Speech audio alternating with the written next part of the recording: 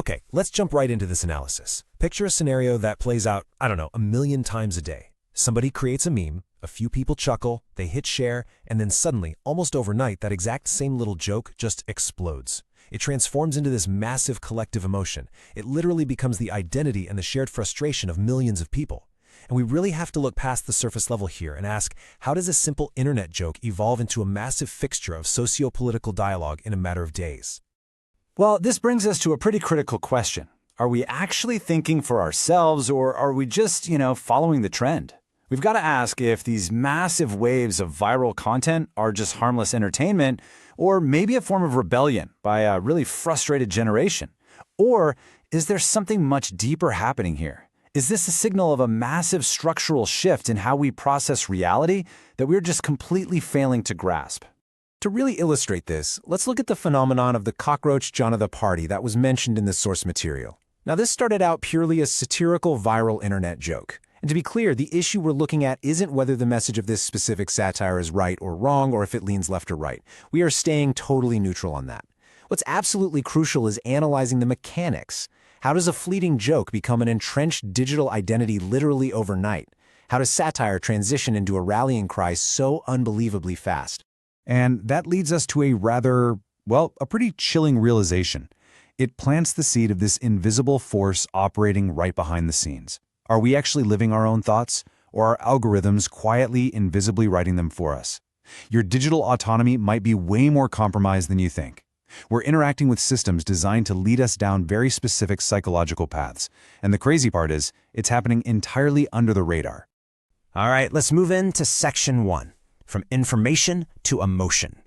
So we are living through a massive historical transition right now. Think about the old world. We relied on slow ideas, right?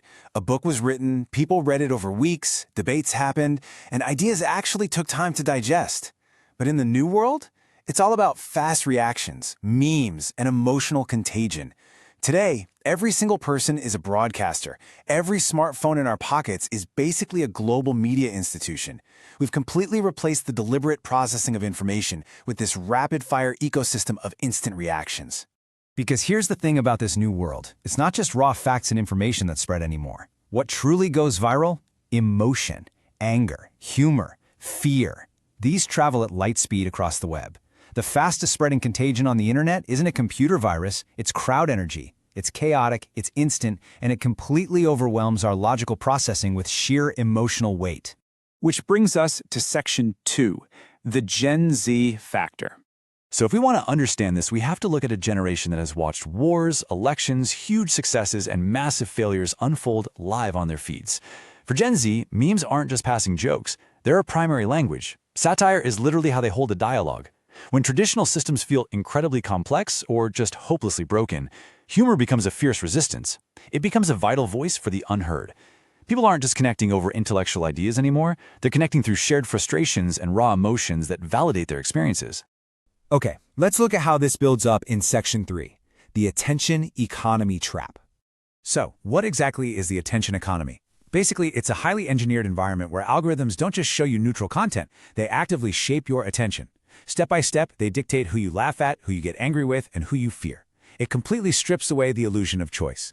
You might sit there and think, hey, I decided to click on this, but the reality is your reactions are constantly being carefully triggered by algorithmic design, not your own independent choices. There is a really profound truth in the modern internet. In the digital world, the most expensive thing isn't money, it's your attention. Let that sink in for a second. Tech platforms aren't fighting for your wallet first. They are fighting for your eyeballs and your psychological engagement. Why? Because wherever your attention goes, your thoughts, your beliefs, and ultimately your actions inevitably follow. This is why Section 4 is so absolutely crucial, mastering your inner governance. Inner governance is essentially self-rule. It's the capacity to pause, to feel your emotions deeply, but without becoming a slave to them.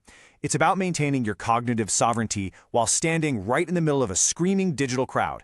And guys, this is, without a doubt, the ultimate leadership trait for professionals and experienced citizens today if we want to preserve our democratic integrity. It means you acknowledge that you can be influenced by what you see, but you absolutely refuse to be blindly manipulated by it. So how do we actually do this? How do we build this fortress around our minds? Well, it comes down to 3 highly actionable steps. Step 1, pause. Just stop the infinite scroll for a second. Step 2. Feel the emotion. Acknowledge that you're genuinely angry or sad or amused. And step 3. Question the trigger. Why did this specific piece of content make you feel this way? What is the algorithm trying to get you to do? By walking through these steps, you actively safeguard your mental freedom. You have to actively ask yourself, why am I sharing this? Am I genuinely thinking, or am I just reacting? I really want us to practice this Socratic questioning. Seriously, the next time you feel a massive emotional pull online, the next time you feel that urgent, burning need to retweet or share something in anger, stop. Ask yourself this very question. It's amazing because it completely breaks the spell of the algorithm. And that leads us perfectly into Section 5, Empowered Digital Citizenship. Now, let's be super clear here. We are not taking an anti-technology stance. Technology is a profoundly useful tool. The digital age has beautifully democratized learning, allowing anyone, anywhere to learn almost anything. We've amplified voices that were historically silenced, we've built incredible global communities, and we're seeing a heightened youth awareness regarding global injustices. The internet empowers citizens to question the status quo and demand accountability like never before in human history. Ultimately, the difference comes down to the user. An aware mind wields technology as a tool, but an impulsive mind? Well, an impulsive mind is controlled by it. The defining factor of our democratic integrity is never the weapon itself, it's the hands that hold it. Is it being wielded by a conscious, intellectually autonomous citizen, or is it controlling a highly reactive, impulsive mind? Awareness is literally the only difference between using the tool and being used by it. So I want to leave you with one final provocative thought to wrap up this explainer. Do we truly think independently, or have we just become digital reactions?